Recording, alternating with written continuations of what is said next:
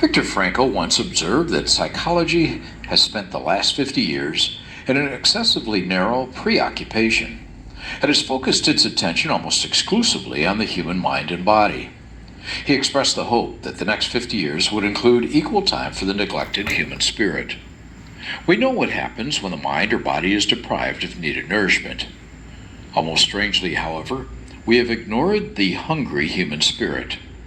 We have been selectively silent about the persistent questions of the human spirit, questions about where we have come from, what are we doing, and where we are going. Body and mind certainly, but also the spirit are all essential, interrelated, and interacting parts of our human nature. We as humans are not simply disengaged spirits, souls in need of saving. We are also mind and body, and we are going to have a bumpy ride through life if we try to be spiritual without also trying to be human.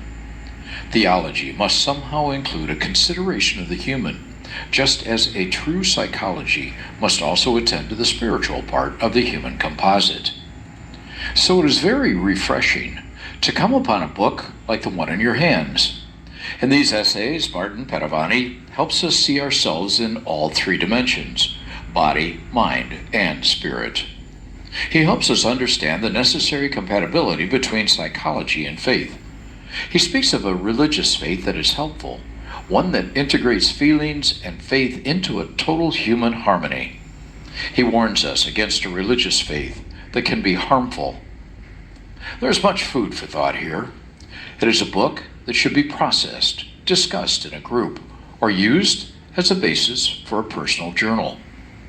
Like the author, I too see human suffering as needless. I see a backlog of unexpressed feelings imprisoning tortured human beings.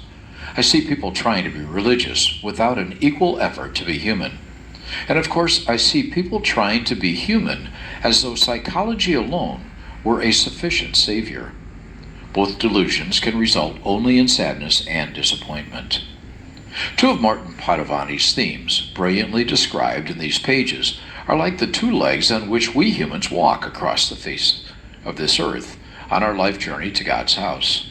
The first is a sense of personal worth, which is the backbone of human identity and the essential foundation of human happiness.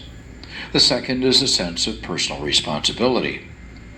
In this context, I have often thought of us humans as either owners or blamers.